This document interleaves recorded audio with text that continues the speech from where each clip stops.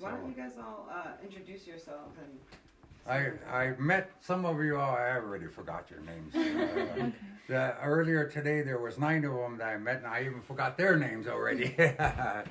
My name is Charlie Swaney, and my wife's name is Marion.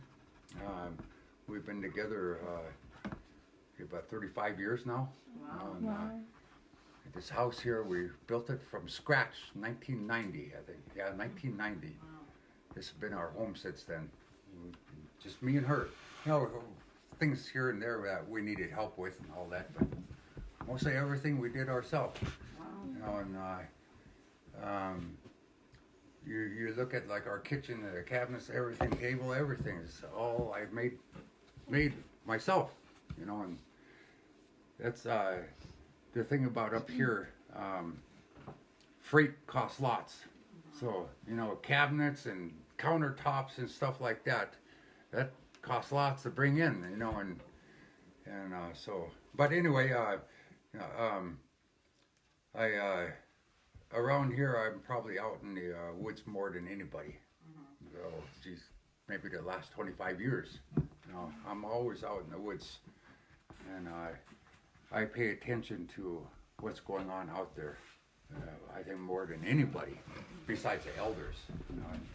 But the elders too, they ask me a lot of questions and all that when I'm out in the woods about this and that, you know, and changes. So,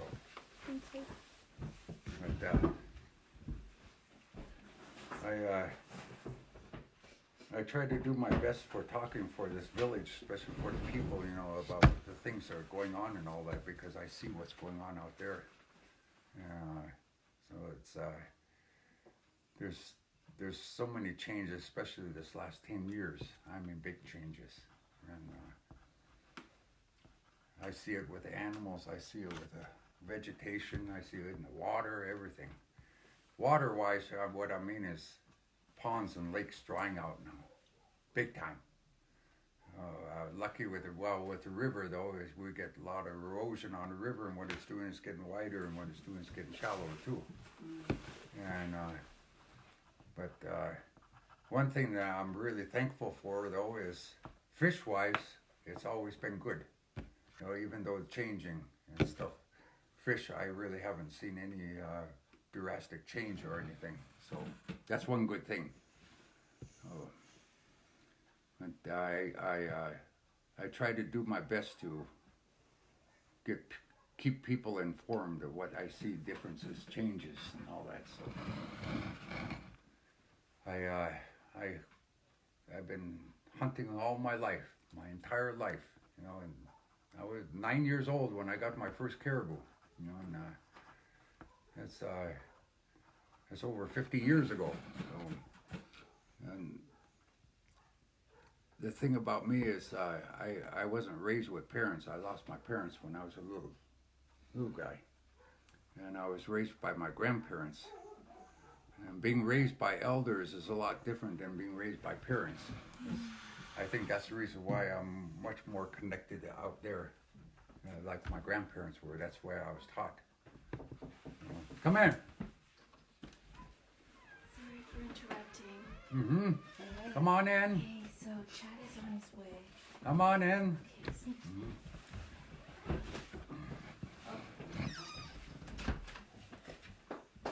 Anybody drink coffee?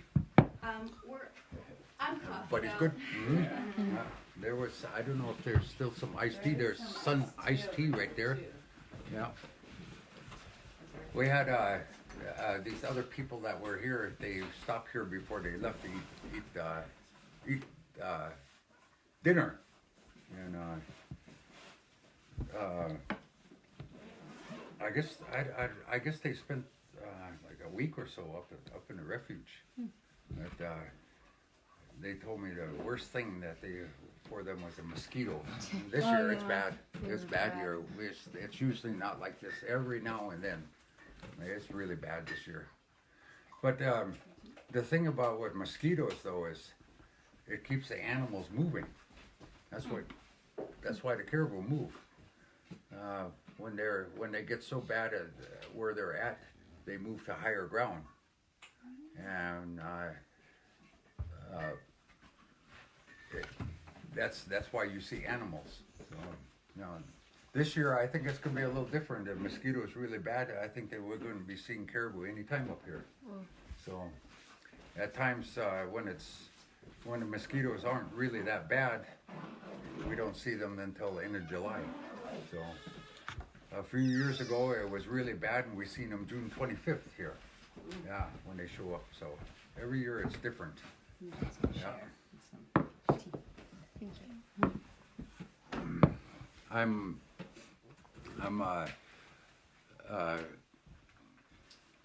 pretty busy at work right now. We're trying to fix a road up there. This year we had record snowfall.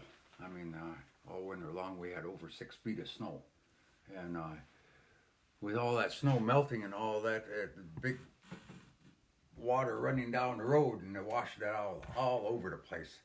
So that's the reason why we're working up there right now to make it safe. So you could barely drive a 4-wheeler up there before we started. So that's where we hunt, and then what we worry about is when people are coming back with heavy load. You know, we don't want nobody to get hurt and all that. So that's why this is our second week up there now. So, but you know, any of you you've gone to the store, you see the prices there? See that's because everything has to be shipped in, and it's freight, and in the long run we're the ones that's paying for it. So that's another reason why we rely on what's out there so much. Like in Fairbanks, they go a grocery store that's called Fred Meyer's. I hear people around here, where are you going? Oh, I'm going to Fred Meyer's. That's their Fred Meyer out there. Yeah, yeah. I get a kick out of that sometimes when the little kids are going with their parents out there. Yeah. Where are you going? Oh, we're going Fred Meyer. Yeah. But from the time I built this house up until right now, I don't know, maybe 3 million caribou I've seen from this window. Wow. Yeah. And you can see the view. And there's people that come up here when caribou are showing up. They come up here to look at my binoculars. Are always right there. They come up here just to look around. That's the reason why I chose this place right here for this house, because of the view. You know, we have sometimes caribou 200 feet from here in the wintertime eating.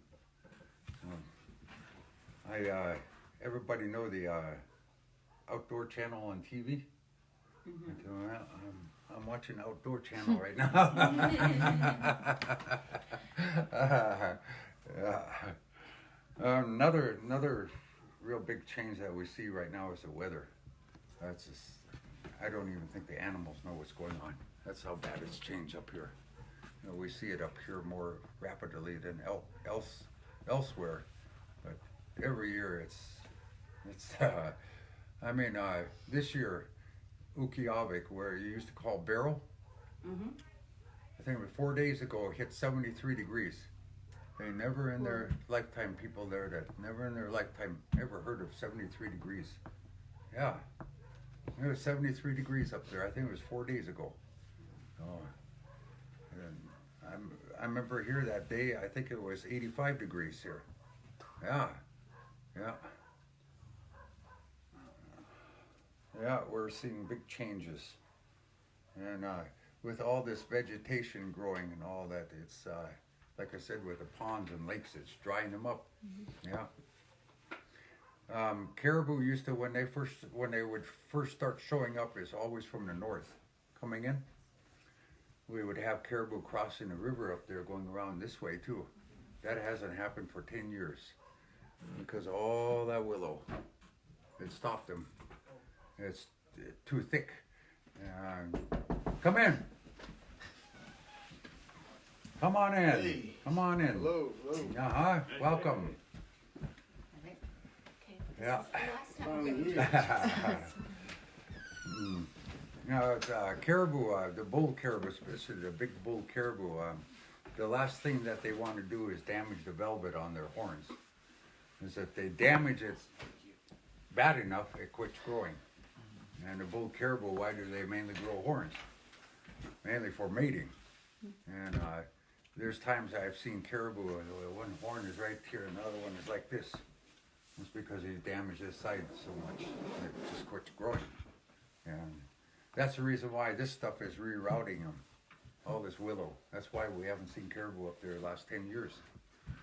A long time ago, back in the 30s, 40s, even the 50s, even the 60s, they would go down to the river and watch the river.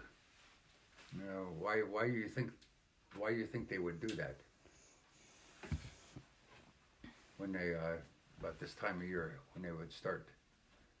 Why do you think they would go down to the river and watch the river? Anybody? So water source? They watch the river for hair floating down.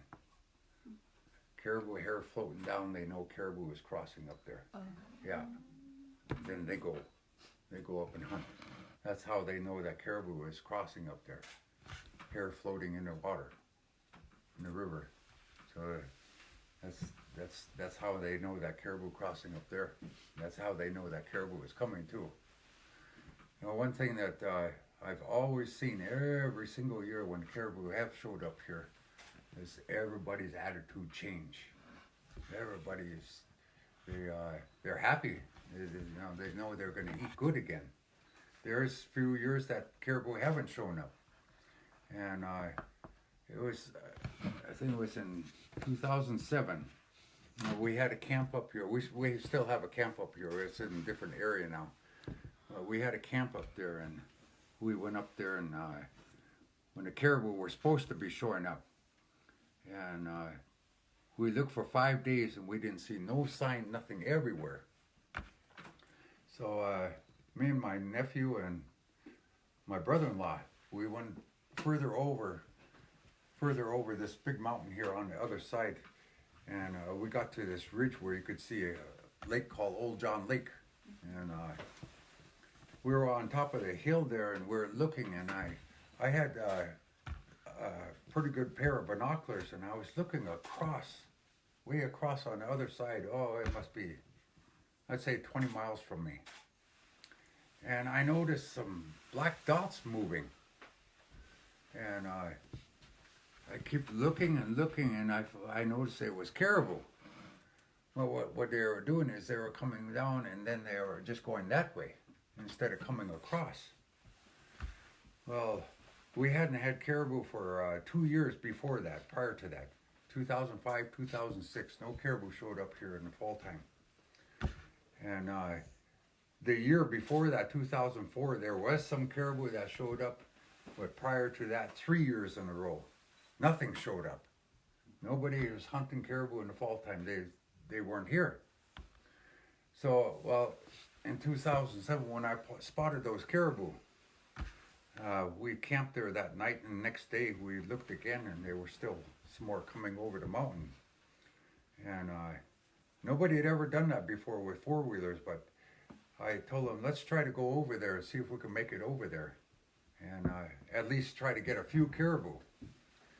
So we decided that. So I came back to the village to get gas, and the village was out of gas that time. And they were waiting for a big plane to come in, but anyway, I ordered a drum of gas with a different airline, and I had to wait an extra day. So that came in, and then my son-in-law and my wife's cousin went with me.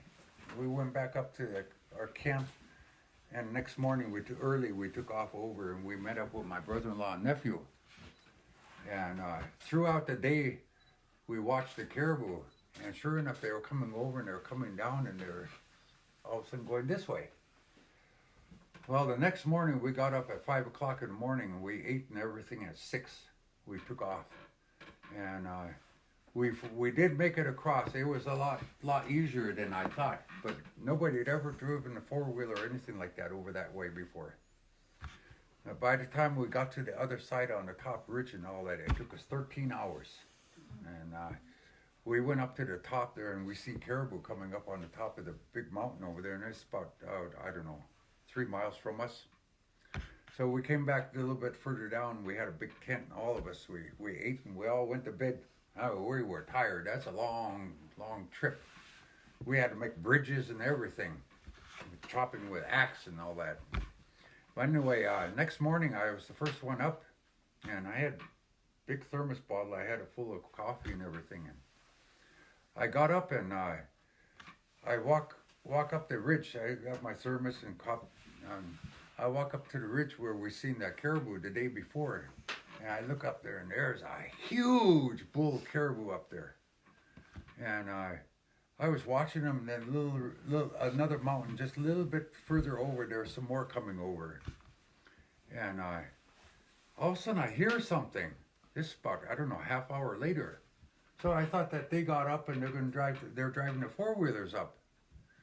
And I was keep watching those caribou, and then where that big bull was, there's some more that showed up. And that don't sound right to me. And I go with my binocular, and I look over there.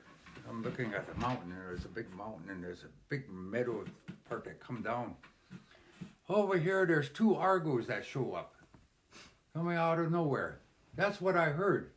And from me to the base of that mountain is about 2 miles. So they came over, and they drove over, and they drove around. I got up and I ran down the ridge there to see if they see me. They didn't see me. They turned and they stopped. And they were watching that big bull caribou up there. I don't know what to do. They were about a mile from me, and then, but I didn't want them to go over there and chase those caribou away.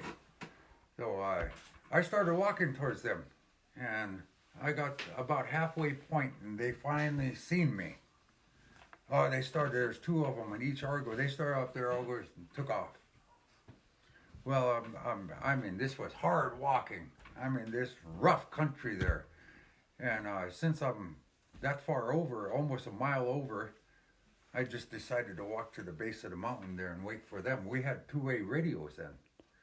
And when I got over there, and I turned that radio on, and they were calling for me. And I told them where I'm at, and I told them what happened. They didn't believe me. And here all of a sudden they wanted to come over. They were going to drive over, and they kept looking. All of a sudden they says, there's 6 caribou right behind you.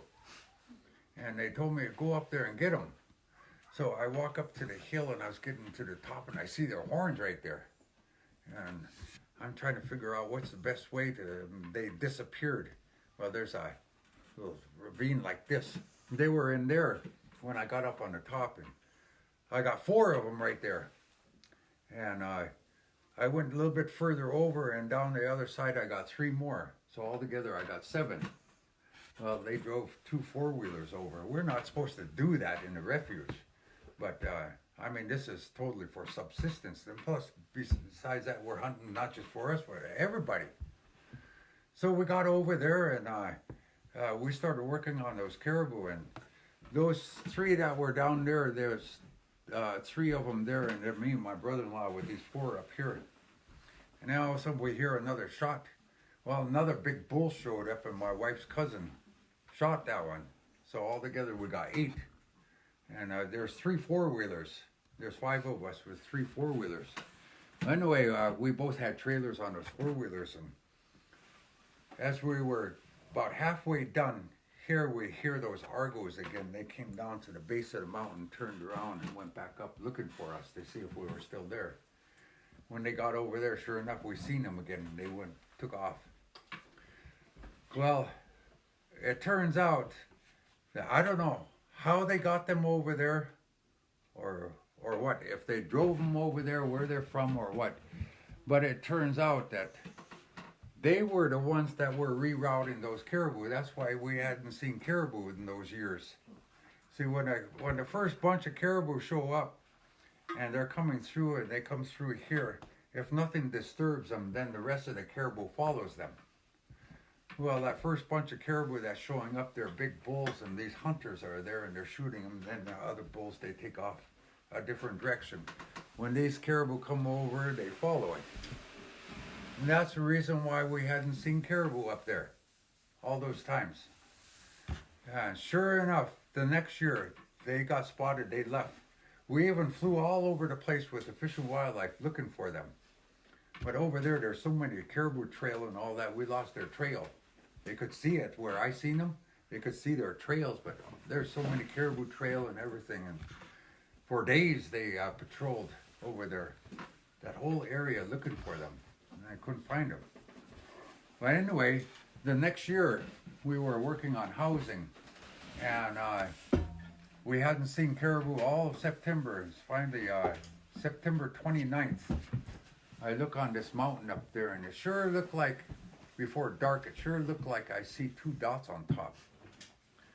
Well, the next day it snowed. It was, I don't know, about this much snow, and it's hard to see it, hard to see anywhere. So later on that afternoon, we're just getting done with lunch. And this guy that lives over here, his name is Gregory. Have you all met Trimble? We actually haven't met. You never, oh, he's not here now, right? He's not here. He's the preacher in the village. He came in on the same day as us. Uh-huh. I don't know if he left. Yeah, I think he left again, yeah. Okay. But anyway, his son, we were working on housing down here, and I walked over there with my binoculars, and I told him, look up there. And we see a bunch of tracks in that snow, and we knew that was caribou. And so I went back to work, and that evening we got off of work, and we look up there, and gee, we seen lots. So this was Friday. So next day, Saturday, we were planning to go up there. Well, that evening, that drive line on that four-wheeler went out. The universal joint went out on that four-wheeler. So I had to change it. I had another one. And here we were planning to go up there at 8 in the morning, and it took me almost 5 hours to change that when I found out. But he called me and he says, they're up there. So after we got that fixed, my brother-in-law, me and him, we went up there. On the other side, it was just caribou just going through, just non-stop going through. And it was like that for, I think, 5-6 days. I don't know how many thousands, tens of thousands went through. But all those times that they were stopped by they were stopped by those hunters. So what they did is they went a different route, and that's when they came through. But ever since then, we've had caribou on the mountain. Ever since then. So that's what happened there with those two Argos. Those people, they were rerouting the caribou. So they weren't supposed to be there? No, you're not supposed to be on the refuge driving anything. Not even a four-wheeler. Like I was telling you, when we went over there to get those caribou with a four-wheeler, we weren't supposed to do that. But we're from here and all that, so they didn't make no big fuss about it. But for somebody that's not from here and then they're driving all over in a refuge and all that, that's not allowed. And but ever since then, we've had caribou up there every year. What they normally do is when the caribou first show up, we let the first group go through, and then the rest will follow. But at that time, it's the big bulls that show up. They're the ones that show up first. So we let them go through, and then when the next bunch is showing up, that's when we go up and start hunting them. That's when we put our camp and all that up there. And we don't have no problem with the caribou going through then. That's the way it used to be. Well, this past 6 or 7 years, it hasn't been like that. Right now, they're showing up from the east. They're showing up sometimes from the south, different directions. And it's not just the big bulls, it's all of them. The cows and calves are with them too. So they still say that in the village, we let the first bunch go by and all that. It's different now. It's different now. They all show up. So, in my opinion, letting the first bunch go by and all that, that's no longer like that anymore. And so that's another big change that we've seen with the caribou. Is instead of the bulls showing up first, they all show up together. Yeah, and they show up from different directions. But it seems like they always show up here. They always come back to here, right here. If you were up the mountain, you would see that you got long ways good view, for they can look out for safety wise. And I think that's then the good eating, and that's why they come to this place all the time.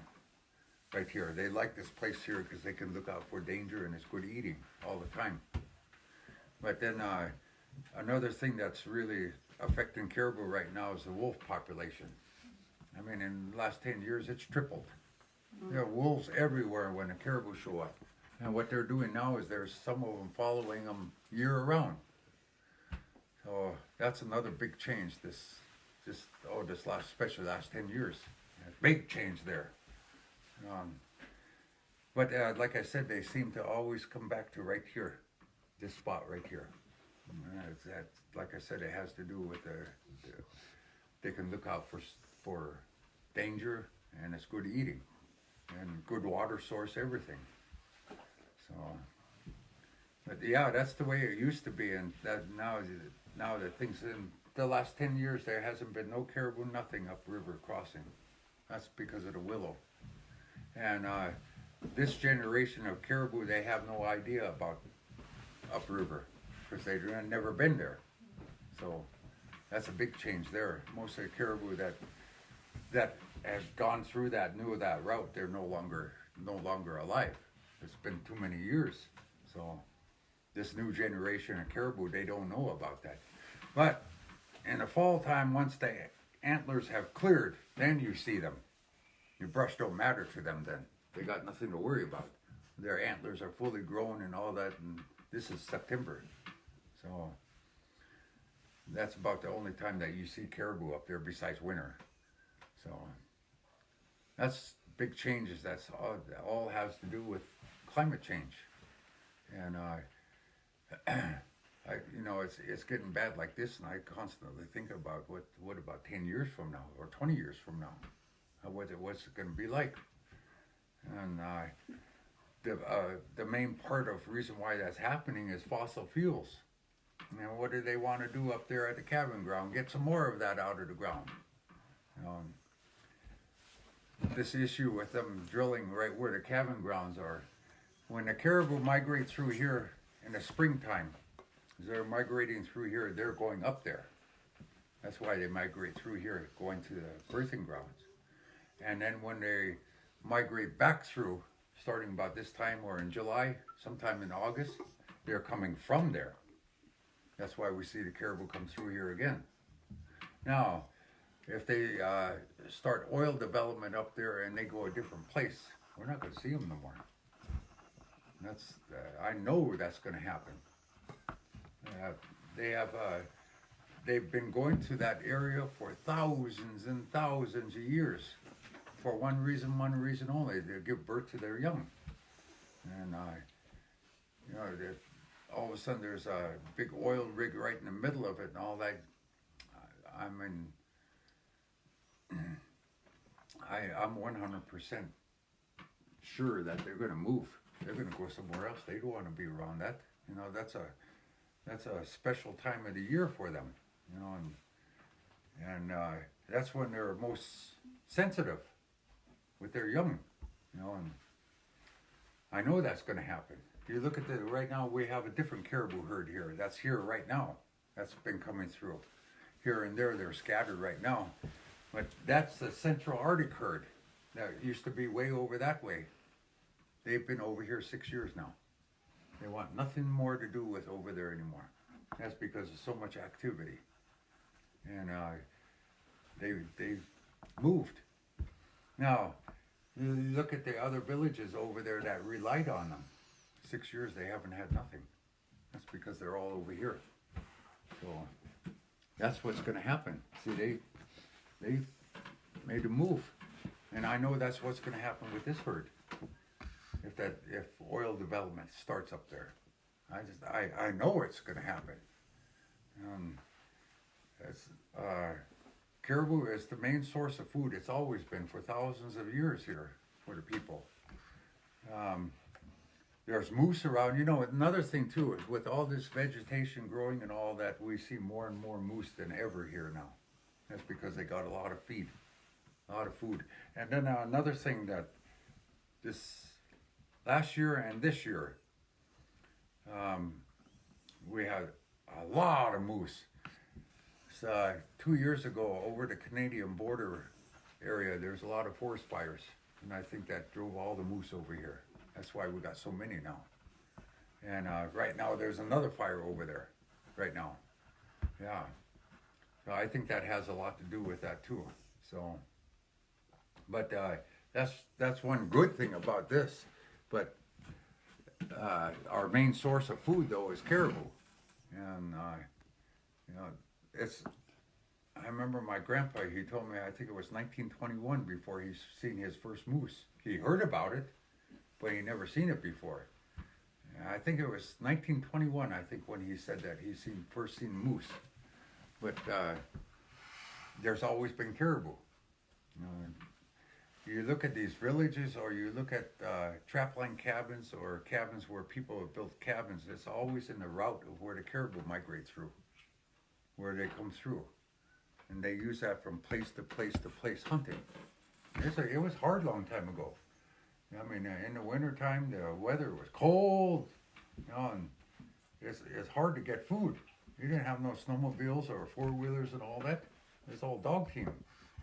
And so it was a lot harder a long time ago. And that's the reason why when they build cabins or wherever they stay, it's in the path where caribou migrating through. So, like this village here, you know, this village used to be over the mountain over here, about 30 miles from here, 25 miles from here.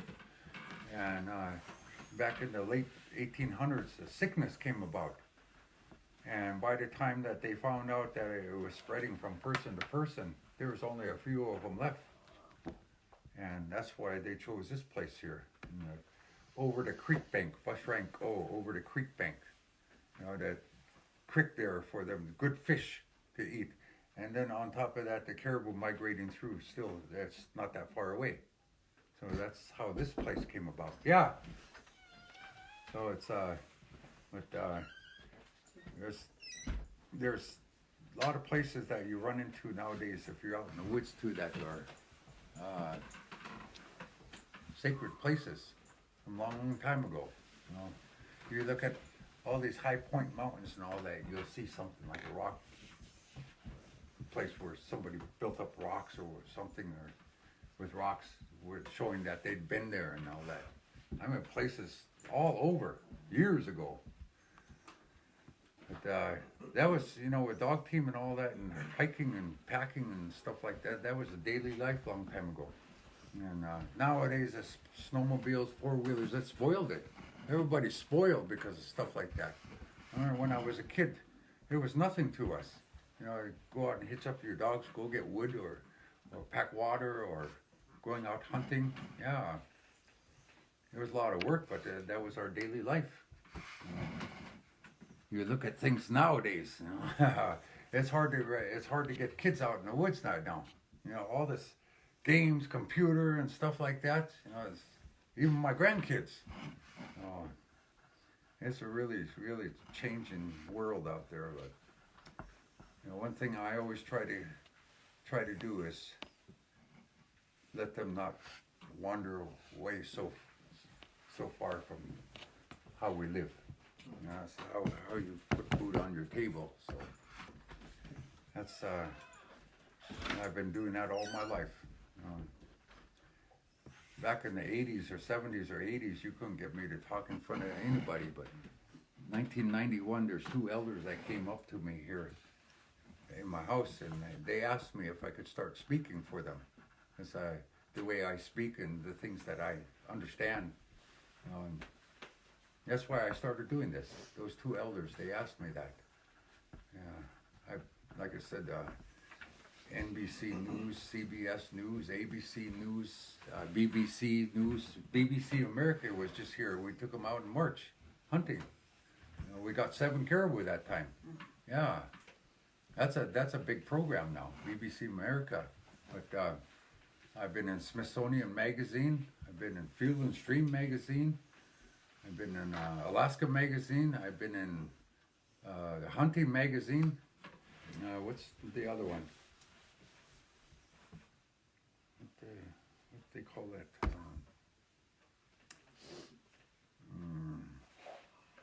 National Geographic. Hey. Yeah, yeah. Yeah, taking them out hunting, showing them how we live and stuff like that. Caribou, they're another thing with caribou too. They're a really unique animal. There's things that happen to the caribou that don't happen with any other animal in the world. Number one is you see with the females, they have antlers. They grow antlers. No other female animal in the world grows antlers except for caribou. That's one thing. Another thing too is in the summertime. I don't know if I, excuse me a second, I don't know if I have one in my freezer. Yes, we got the quick follow, the quick stretch.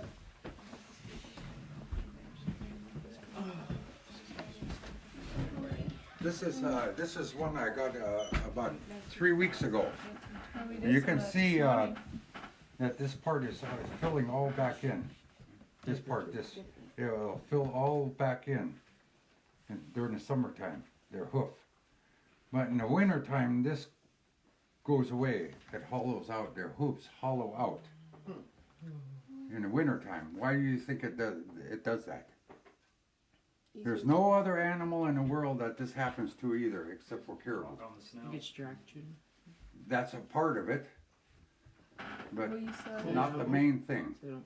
What do you all have to do every day what? to survive? Eat. Okay, Eat. Drink water. it's a shovel for them digging. Yeah, because their food is on the ground. That's the reason why it does that. And no other animal in the world does this except for caribou. So that's two things. Another thing is in the fall time they eat, there's a larva on the ground that they eat that's on their food. And when that's in their system, it turns into a small bug, and it lives right under their skin. And mainly works their way all the way to the back part of their skin, but a lot of times it's around here. And it's with them all winter long. And even right now it's still happening. But in May, they start working their way up into their throat. And in their throat they have a sac there. And they gather in that sac, first the females gather in that sac. And once they've fully grown and all that, the caribou blows them out through their nose. And right now that's happening with the male ones right now. It's almost over with right now. But that's happening with the male ones right now. And what those turn into is bumblebees. Yeah. So that's another thing that happens with caribou that does not happen with any other animal in the world. So that gives you that there's three things that happen with caribou that happen with no other animal in the world. The bugs, their hoofs, and the females grow antlers. So that's why I say that they're a real unique animal. There's no other animal like them. I got a question. You mean to tell me that there's a parasite insect that goes into the caribou and it makes its way from the back? No, they eat it. Oh, they Yeah, eat it. once that larva goes into that sac, from there it starts working its way under the skin. Okay. Not in the meat, but Okay. under the skin. Under the skin. Under the skin. And then it makes its way back Yeah. up. Yeah.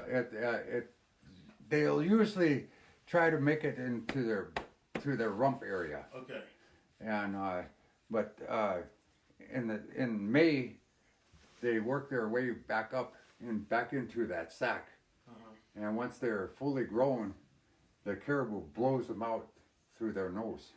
Now, when you're hunting caribou, because of that sac, say like you got 3 caribou, what we do right away is we cut the heads off right away. And as you're working on one, you'll notice that what they eat is coming up through their throat. It does that because of that sac. Their throat is different. Now, if you do that with a moose, with a moose, that stays in there. It doesn't have no sac, so their stomach doesn't come back up through their throat because of that. The caribou, it does because of that sac that they have there. What exactly is that? Is that sack something like it holds extra food? No, just for those bugs. Huh. Just for those bugs. Yeah, yeah. So you cut the heads off so the bugs can't get. No. You cut the head off so the stomach doesn't make its way up into the mouth and then the nose of the head. It's when the caribou head, you cut it up, and that's excellent for soup. Excellent for soup. Or you skin it and you cook it over open fire. It takes a long time and all that, but that's a delicacy. Yeah, especially with the kids. Oh, they love that. Yeah, that's. I hear little kids when they're eating that, they sing candy. Yeah. That's so intriguing. But That's weird. this is Dodge right. Everywhere I go, she's got to go with me. Yeah. Even Argo, even Snow go right on there with me. What's Yeah. her name? Dodge right. That means swan. Yeah. Uh-huh. You guys knew that. Really friendly dog. He's a good dog. Good runner, everything. Good watchdog. That's a good watchdog. It's a good dog overall. Oh yeah, yeah. We had this Tuesday was 2 weeks. We had a cat here. We had her 20 years, 7 months. Yeah. And 2 weeks ago Tuesday, she passed away. But even now, it's especially when I get up in the morning and I walk out, she hears me and she always get up and sit to me, watching me come out of the room. You know, and almost 21 years to have a pet. That's a long time. You know. I see people that come in here and then just recently a guy that I'm working with, he stopped by real quick and he pet that cat and see, over half my life you guys have this cat. You say, yeah, we have a long time. And everybody in the village, when they heard that cat passed away, they all felt bad because everybody knew it for so many years. Yeah, 20 years is a long time to have a pet. Sorry for your loss. One thing that why she lasts so long is because her diet. Meat and Yo meat and fish. Oh, she loved raw meat. Después de estar sentada. My wife would be sitting at the table all day long cutting up meat and she'd be just sitting there. Yeah. Bless you. That's one thing she said that she's going to really miss that cat constantly sitting to her. Yeah. And that was, excuse me. That was, things are not the same here now. Yeah. For 20 years, that's, that's, with my dogs, most people, they feed them frisky all the time. But their diet's a lot different. That's why they're so healthy. They're good watchdogs, though, especially up when we're up in the mountain or upriver. Anything that comes around and the way they bark, I know the different tone. Even my wife, we know that something's out there, but then I don't keep them tied up all the time too, especially when I'm go out to get wood. I run them with me. They love to run. Even those two little dogs. That little dog, like poodle dog that we have. I don't know what kind of dog she is. Kirby. My wood yard is 10 miles out there. She'll run out there with me and run all the way back. Little dog like that. Yeah. They love to run. She's getting up there in age a little bit. She's slowed down a little bit, but when you mentioned you're ready to go, they jump up. Yeah.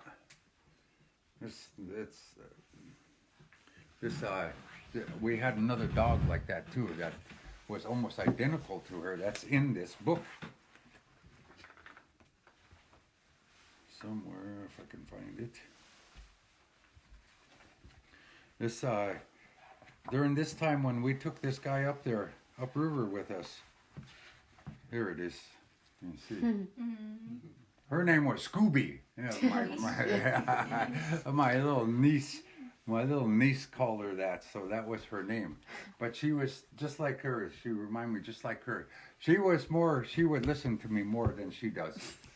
When I tell her to stay, you know, if we're like this time, I was looking at a moose that time. And the moose came down to the river, and I'm on a big hill. And I told her to stay, and she stayed there. Well, I went down there, and I shot that moose. And I yelled for her, then she showed up. But she won't do that. She's stubborn. Once I get out of sight, she's got to come looking for me. But, you know, dogs, like I said, that's what I grew up with.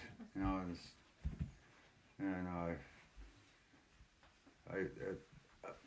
the way I was taught to train them and stuff like that. You know, that's how I do that with my dogs. So, but during this time, this hunting trip, just a little bit further up from our camp.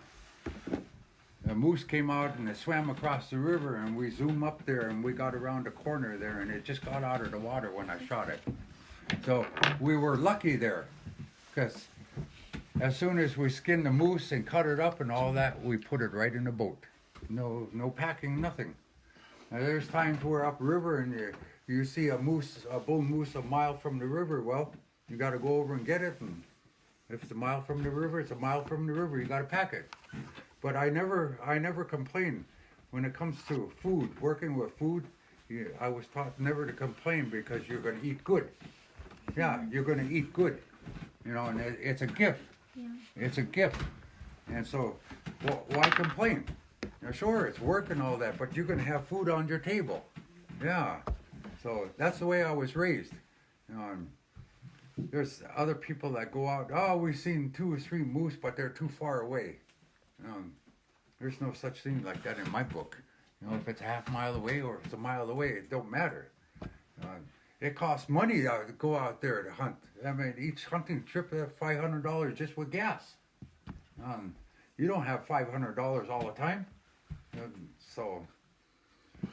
But like this, you know, it's a gift, a real gift, when you get it right next to the river. You know, and you pull your boat up there and you cut it up and put it right in there. Now you see right here, we put willow. We put a tarp down and we put willow on there before we put the meat on there. And we're using why is air gets in there. Air is flowing through instead of it just being flat right on the tarp. So there's no danger of anything spoiling or anything like that. So that's why we put willow in there like that. Now, at places like right here, where that willow that we put down, there was sand right there where it fell down. So when it's laying this way, the legs out, we put a bunch of willow right here, all over. Then we turn it over and we do the same thing right here. That's to keep it away from sand, or even in the gravel. Sometimes we get it along the riverbank. You don't like to eat gravel, right? Or sand. So, you know, that's one thing I was always taught. You keep the meat clean. You're going to eat it, yeah, and other people are going to eat it. So, and a lot of people, they have problem with hair. They skin different instead of skinning, or when they're going to like where we start right here. When we make a first incision with a knife, we poke in there, and we skin it with the skin is right here, and your knife is under it, going down like this. You're not going like this, cutting it. That's too much hair. And the hair gets all over the place, gets on your meat and all that. And I tell people, you know, you're going to eat that. Look at all that hair. That can be avoided. You don't. Do you like eating hair, moose hair, or caribou hair?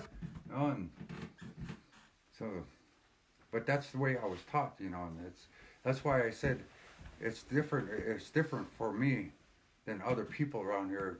Them growing up with parents and me growing up with grandparents, because they were elders, and they were 60 years older than me. So That's why things are different with me than other people around here. My daughter's boyfriend, he came up from Montana, and he never got a caribou before. We went up. It was about a month ago, and it was a Friday. We went up, no, Thursday, and my daughter and my grandson was with me, and it was really windy up there, and we seen 8 caribou that time, but it was getting late too, and she had to leave the next day, so we came back down, and that following Tuesday we went back up, and we seen some more caribou, and we were getting ready to go after some, and all of a sudden 2 of them come over, and they started working their way down to the trail. So we zoomed down a little ways, and we stopped, and then we started walking, and we got, I don't know, about a quarter mile from that Argo, and we came out to an open area, and I just so happened that there's brush way over here. I just so happened to, we'll just take a chance. Well, we started walking through there, and sure enough, they seen us, and I told them, don't move. So he stared at us. Well, we stand there for, I don't know, good 12, 13 minutes. Don't move or nothing. He'd look away, walk a little bit, and then he'd stare at us again. He did that about 4 times. And on the 5th time that he looked away and started walking, I told him, lay down.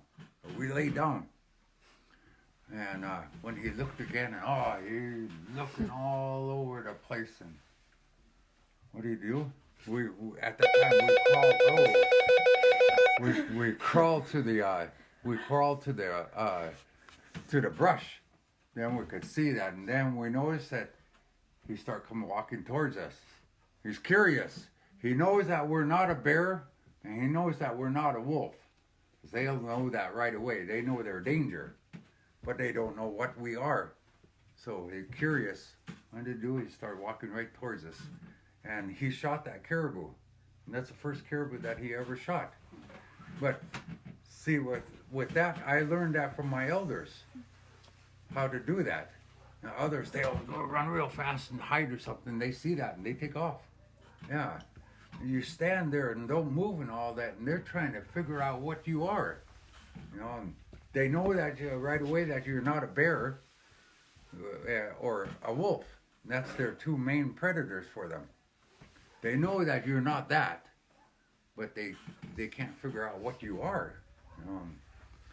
That 5th time when he turned right, and I told him, let's lay down. We laid down, got out of sight. And then when he stopped to look again, we're not there. He's looking all over for us. Pretty soon he wanted to figure out what we are. Yeah. So, come in. I know. Yeah. Oh, Yeah. He's the one. He's the one. This is my grandson Charlie. This is Cade. He's the one that shot the caribou. I was just telling him about our hunt. oh, Yeah. I told him, don't move. 10, 12 minutes we're standing there. Nice crouch down. And then I told him, let's lay down. We lay down and we crawl over to the brush. Next thing we know that he's looking for us. And what he do, he start coming towards us. Yeah. So that was special for him. He learned the technique right away. Yeah. And that was his first caribou he ever shot. Yeah. So, yeah. Which he shot my. This is Charlie. This is our youngest grandson. Which my dad shot my dog. Had a jaw. Yeah. And just healed up fast. Yeah. He was up there with my son-in-law that time. They finally seen caribou. Finally. They seen caribou. They're going to get ready to go after it, and that dog took off after him. He was so mad that he even shoot at his dog. He was ready to shoot his dog. He was so mad. But he nicked it. And here it come back, and then next morning I got up and I walked out there, and I know he was up the mountain with him, but I thought he maybe got in a fight with another dog or maybe a wolf or something up there, because he had a big mark right here. Well, it turned out that he was so mad because they didn't get nothing that fall. They didn't get nothing. Yeah, and because of that dog, they had a good chance right there. How many was there? About 4. Uh-huh. 4 They could have probably got all 4 of them if it wasn't for that dog. But yeah, that's what Charlie was talking about. What's that hammer? He was You know it's a small sledgehammer? I think it's in a porch. Yeah, yeah. He's the one that that cross I was telling you that we're gonna putting up here. It's for his dad. His dad, he lost a year ago in November, snowball accident, and that was his dad. It took him a long time to get over it, but I mean, there's times I have to go up there, even 2 o'clock in the morning, and stay with him. He'd wake up crying. He missed his dad. But my daughter would call me up and tell me to go up there and stay with him. So and that went on pretty much that whole winter, the rest of that winter. But he's doing a lot better now. He's quite a character. Yeah. He's quite a character. They name him after me. Yeah. My daughter and son-in-law, they name him after me. That was something that feeling that went through me is something that no other feeling like that in my lifetime. When I heard what his name was, that we name him after you, Dad. They said, that was. I never had a feeling like that before that went through me that time. It was so special a feeling. And this coming hunting season, it's no telling how it's going to turn out or when they're going to show up, or sometime, we don't even really know. Are they going to show up? But the way things are looking, though, it looks like they might show up sooner because of mosquitoes.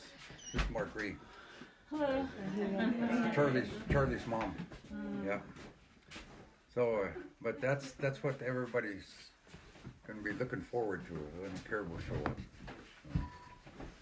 I remember this Alaska magazine, the story that I told it to this other group. That, there was 5 of us. We went up to the mountain that morning, and we were just planning to go up there for a day hunt. This was in 98, I think. 97, 98, yeah, 98. And we got up to the top there, and we went to the end over here where the big creek is. And we've seen caribou way back there. So we decided to stay there. Maybe they'll show up. I can't find that sledgehammer. It's out there somewhere. Look under that table, maybe under there. Anyway, we decided to stay there. We didn't have no sleeping bag, no tent, nothing. We just slept on the ground. It was warm out. The next day we got up and we came back across over to this end over here. And I looked on that other mountain and I seen a big bull caribou. And we went after it. And we were getting close to it, and I shot 15 times at it, and I missed it. And I couldn't figure out why.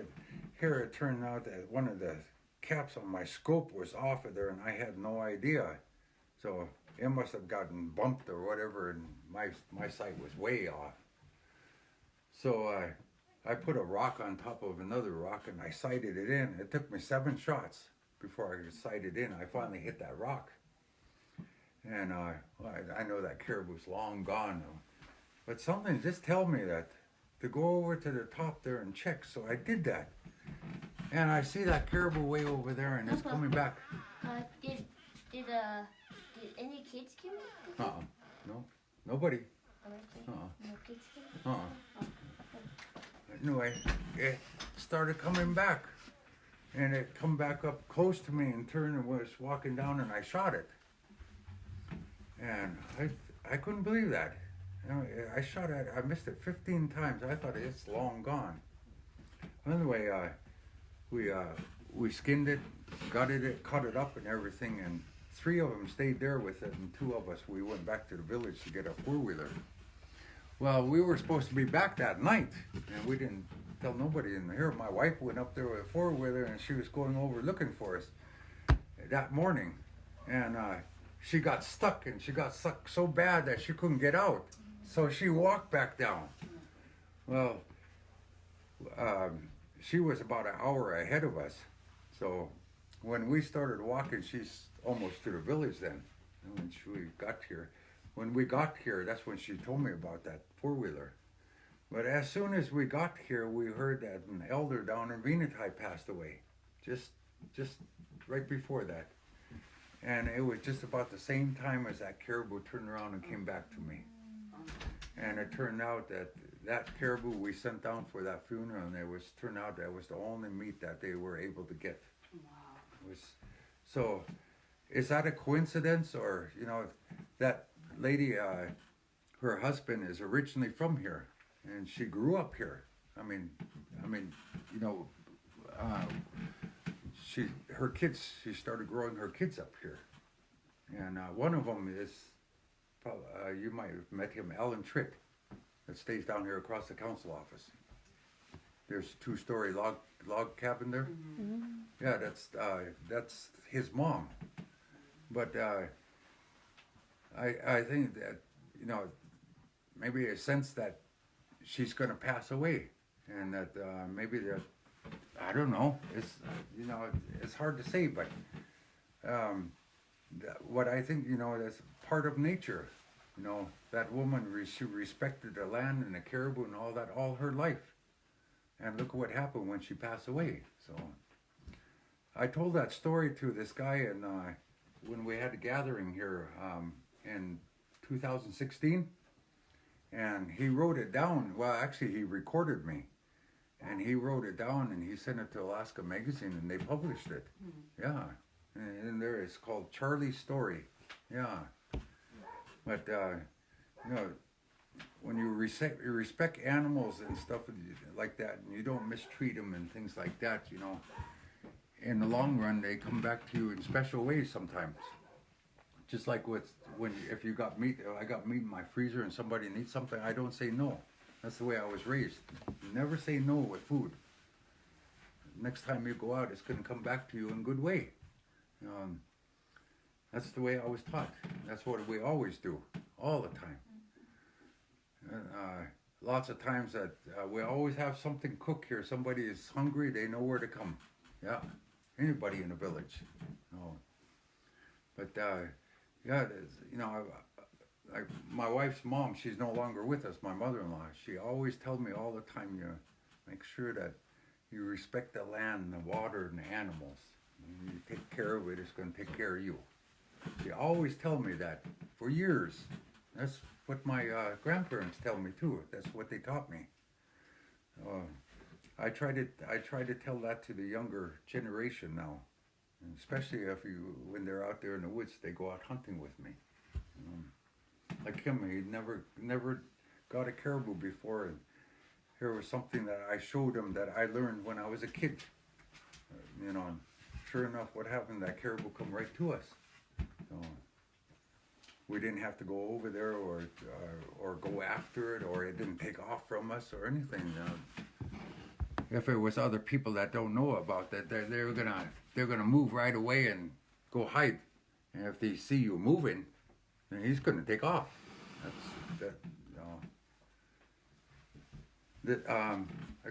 I was telling you, he's thinking about going out hunting for elk. Yeah. And I told him three main things to try to avoid. And the one main thing is make sure that the animal don't smell you. Like earlier today when we were talking, the wind was blowing this way. You see your animal over here, you're not going to go straight to it. The wind is blowing, and what it's going to do is blow your scent right to them, and they're gone. That's the main thing. They smell you, they're gone. So you avoid that. If you're here and the animal's here and the wind's blowing that way, you can go around, go a different direction so they don't smell you. Number 2 is seeing you. That's the second thing. You try to avoid that animal seeing you. First is them smelling you. Second is seeing you. And third is hearing you. Hearing you. And then there's a fourth one too, is being patient. Out hunting, you can't hurry. That's not the way to hunt. A lot of times it takes patience but it pays off in the long run. And I notice that nowadays with the younger generation, nobody got patience. I tell them that you just wait. They're going to be showing up, or we see them way over there, and you wait. Maybe it's going to take 2-3 hours, but you wait. You know, they got no patience. You know, but those four things you learn about those four things. That's what makes you a good hunter. You know, avoiding those four things. He said he wanted to go out elk hunting with bow and arrow. You know, bow and arrow is a lot harder hunting than with a rifle. You got to get a lot closer. Yeah. But that's, like I said, that was, I learned all that as I'm growing up, all my childhood, as I was with my grandparents. They're mainly connected out there, you know, instead of regular parents, you know, well, I think you get the idea of what I'm talking about, you know. But our lifestyle, you know, it's, I mean, 85% of our diet is from off the land, you know.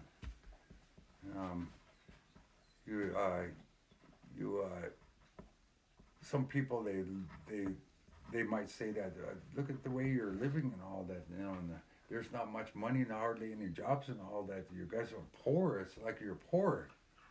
Well, you look at the lifestyle that we live in. This is a rich lifestyle. I mean, everything that we basically eat is natural, you know, and people are healthy, you know, and I see other places that people all they do is eat preheat stuff that's heated up in the microwave. That's not the way to live, in my opinion, but that's what people do, you know. And another thing that I avoid too is a lot of sugar.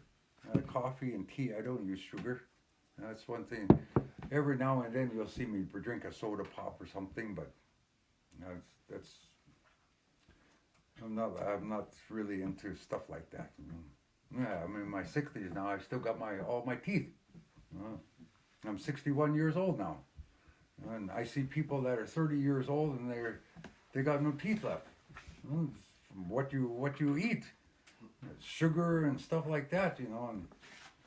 And then another thing too, a long time ago when I was growing up, just very rarely you'll hear about cancer. Now you hear about it once a month. Somebody's got it at least once a month, you know.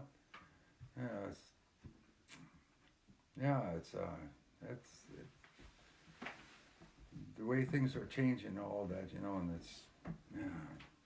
it's a lot different than, we didn't have no electricity, nothing when I was growing up, you know, no television, no, nothing like that. Radio, all we had, yeah.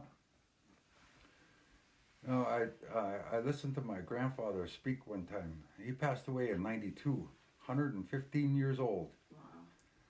He told me that one time he was telling a bunch of people that, you know, I've seen everything from walking to the jet airplane. He's seen in his lifetime the changes from walking to the jet airplane. Yeah. He told me that take care of things like the water, the land, the animals. As you grow older and all that, you'll know exactly what I'm talking about. Hard times going to be coming. You know, and it's true. You know, the weather. You watch the weather. Watch the sky too. He told me. I remember that when I was a kid. I see what he's talking about. They know that change is coming. You know, and a long time ago, the things that they figure out, like certain plants, how it's good for you. The tree pitch, the sap from the tree. You know, you get a bad cut on your hand and all that. You take that and you melt it to a Band-Aid or to a gauze, and you put that over your wound, and it's a medicine for that. Especially if you have a cut and it got infected. It work better than an antibiotic. Yeah, if you leave it on there like you're supposed to, you know, not getting it wet. And once it comes off by itself, you notice it's. One time I cut my hand really bad right here, and I used that tree pitch right away, and I don't even have a scar from it. I don't have a scar from it. There's times with surgery where I've had surgery and I got scars. You know, but this I got cut bad that time, and we were out in the woods. Well, you know, I was young then, being careless and all that, and that's another thing that I tell the kids too. That I don't know what it is with a campfire. The little kids, they always got to play with a campfire or a knife. You know, when they're skinning or something. I tell them, there's no doctor out there. Watch yourself. You know, think about safety and things like that. But that happened a long time ago, and right away they got a bunch of tree pitch and put it on the gauze and put that over and wrapped my hand. And I think it was on there 8 days before it finally came off. But I noticed how it was healing back. It healed back good, and look at it to this day, there's no scar. The surgery that I had, this is about 30 years ago. Ever since then, the scars I have from it. You know, so all that they learned years and years ago. You know, there's a plant out there that you boil it with the water when you make tea, and what that does, it help you if you caught a cold or a flu. It helps you. It helps you big time with it. In the wintertime, it's dry, really dry. You know, if you're stuffy, you take the spruce off the trees. You break it up into small pieces and you put it in a coffee can or something. You boil it. And let that get into the air. You know, clear up your dryness and all that right away. You know, so like that, they learned that years and years ago. You know. I mean, you know, like that sickness that happened that time, there was no doctors around, but they figured it out themselves that it's spreading from person to person. There was a lot of people that passed away then, and that was TB that time. There was another village further down too that happened, and they moved to a different location and made a different village there now. Yeah, it was the same thing like that. So. But you know, back then there's no doctors around or anything like that. When people passed away, most of the time that people passed away of old age. You know, and you look at nowadays, all these drugs and alcohol and all that. You know, I go down to Fort Yukon every now and then, and I remember in '95 we were at a funeral down there, and I go down to the graveyard now, and that thing has tripled in size. You know, all drugs and alcohol and things like that. Yeah, I remember a long time ago, and there's another village down in the interior, right outside of Fairbanks, that about 8 years' time they lost almost 30 young people all to drinking. And one elder that one time he was mad, and he said, this youngster that passed away, he should be burying me of dying of old age instead of I'm burying them. And look at all those others that we're having to bury, all because of alcohol. Some of them don't even make it to 30 years old or 40 years old. That's the way it is other places, and we're fortunate here, you know, that they don't allow alcohol. You know, and that's another thing that makes it a good place here. You know, there's nobody knocking on your door 3 o'clock, 4 o'clock in the morning drunk, or nobody walking down the street drunk or anything like that, like other places. So that's another thing that we're really fortunate to be living in like that here. That's how we live right now. It's it's changing world. It's especially, like I said, with this climate change and all that is, you know, the way they're talking about climate change right now, they should have been talking like that 30 years ago. 35, 40 years ago, the way they're talking about it now. They should have been talking about it like that back then. All these natural disasters happening, you notice every year it's getting worse and worse, especially down in the States, other places, tornadoes, hurricanes, and floods and stuff like that.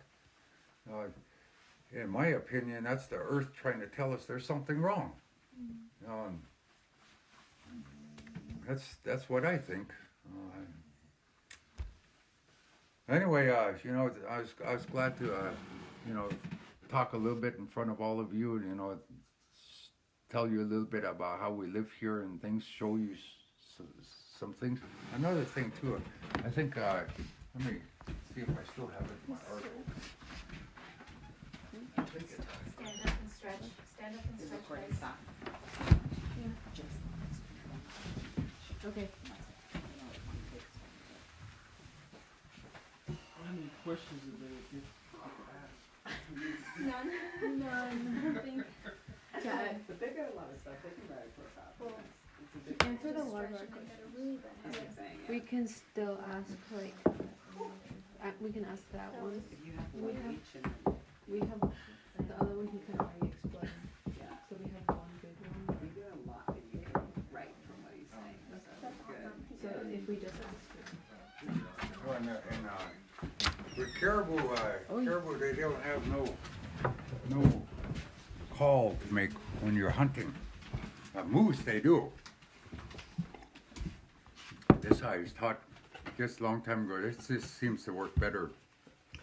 You know, a long time ago, or even right now, they still have the tin cans, coffee cans.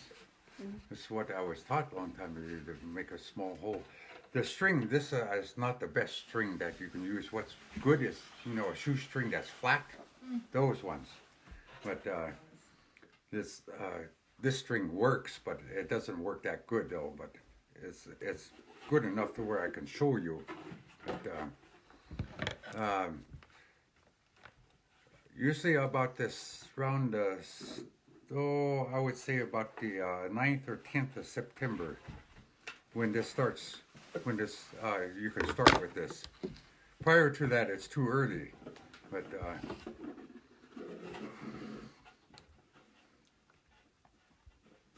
this worked really good with us last fall, but we had the darndest luck last fall with moose.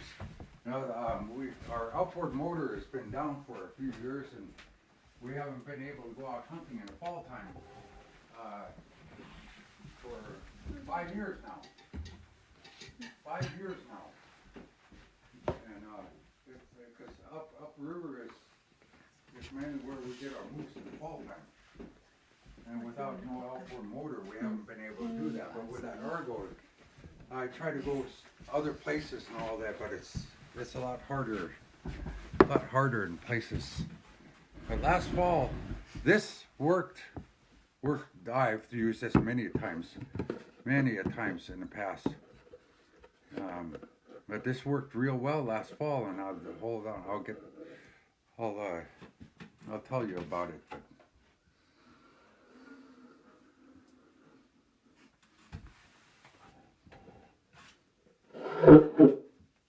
see, it don't work that good with this kind of string. That's a moose call, a cow moose call. This string is not the best string. If I had a flat string, see? That's a moose call. That's what the cow moose sound. Last fall we were up there about the 25th of September, 26th. The big bull moose, they're no good already. But, the younger ones, there's the ones that don't, their body doesn't change yet because they're too young. Those are the ones we're looking for. And I did that twice. That one night, next morning, I did that at night right at dark. And next morning it was still dark. And then that night again, after it got dark, and then next morning before daylight. And it was really windy out. The wind was blowing this way, south wind. It was really windy. And we wanted to go up to the top and look for caribou, but that wind, I know that they're gonna get cold. Well, anyway, we were inside that. I have a shack in there I made that last fall too, instead of us carrying a canvas tent up back and forth like we've done for years. I had material to make that, so I put a wood stove in there and everything, and we were in there, and I step out, I think, to use the bathroom, and I walked out, and I look over there, I'm looking down this way, about half a mile from me, there's a hill, big hill, and right here is where it's one camp, and up here is another camp. But it just turned out that young bull moose is staring right at me and seen me right away. I had no idea it was there, but I spotted it. And I stopped, and it turned and moved, so I went back inside. I thought, there's a moose.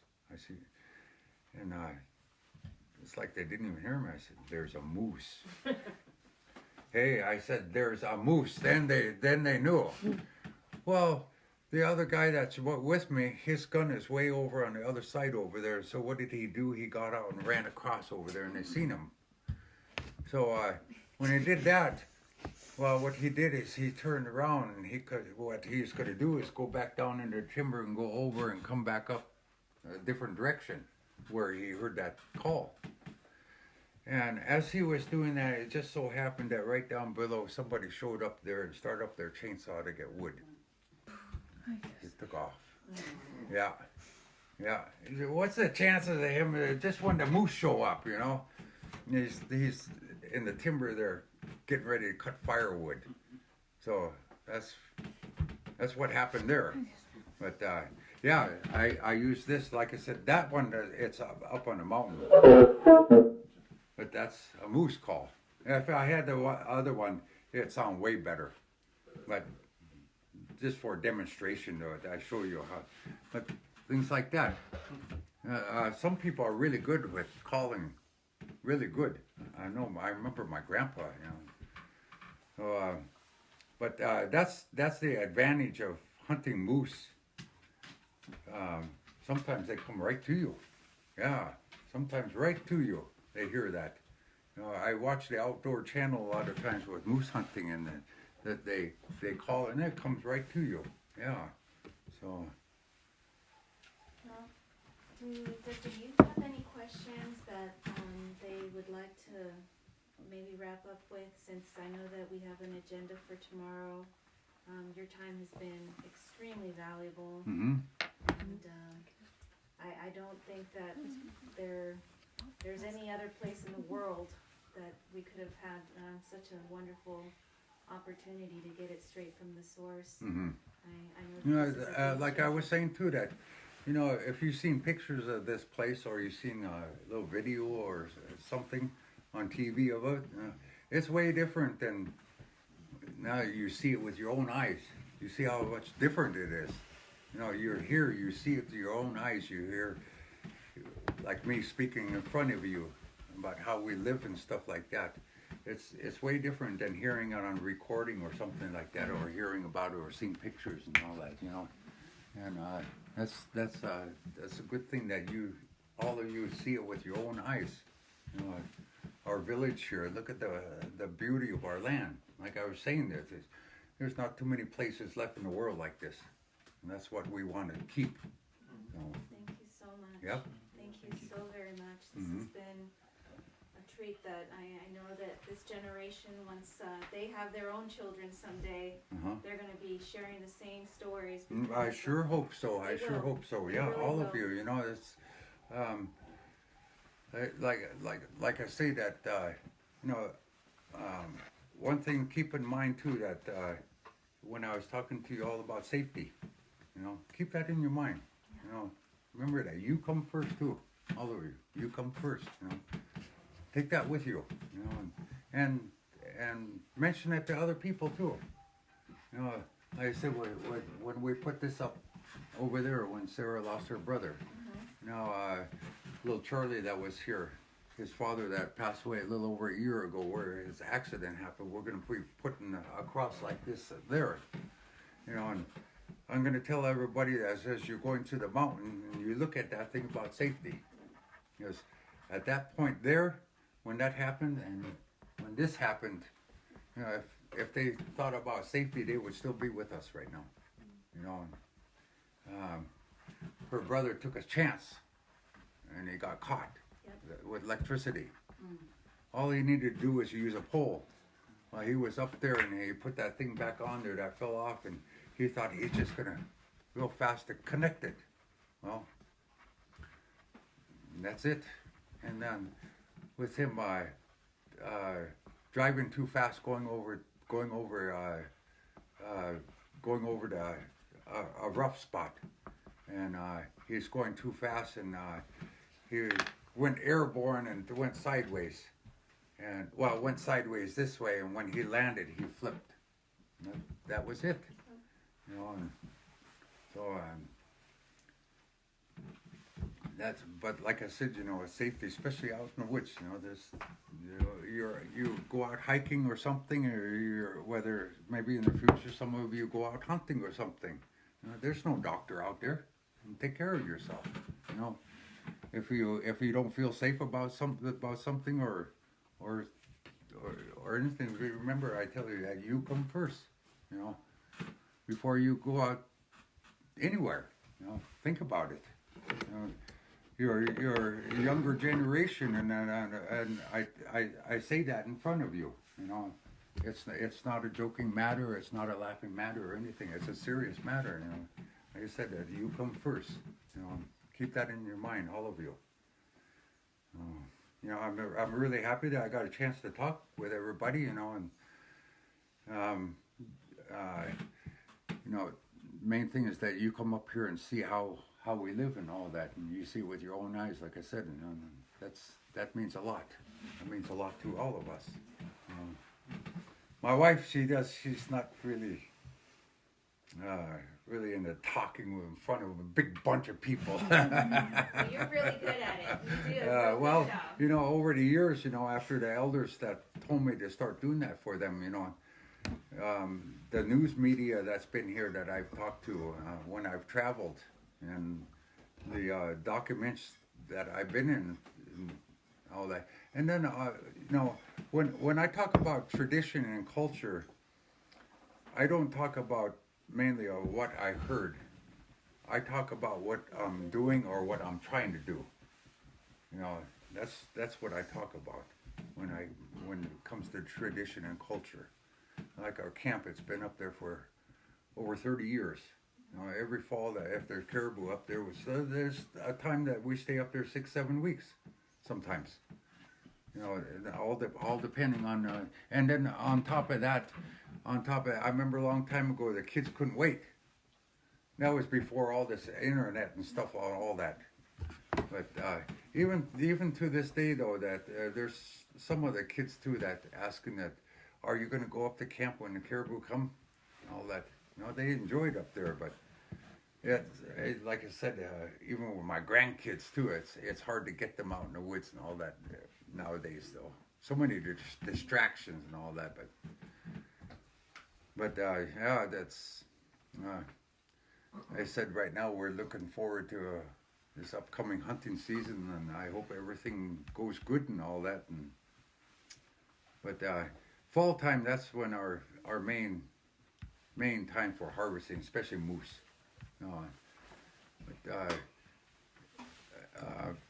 Moose, they start really rutting around the 20th of September, and the bull caribou is usually around about the 10th of October. So Well, we will definitely have you in our thoughts and send you all our good energy so that it's a successful, and you know, I'm sure you'll be someday hearing from this youth in the future. I would like that. I would like that. You know, if you ever get a chance to come back, our doors are always open here. Thank you so much. Yeah. Where would you recommend would be a good group shot picture for all of us to take? Probably with the background. All right, let's do that Yeah, then. probably with the background.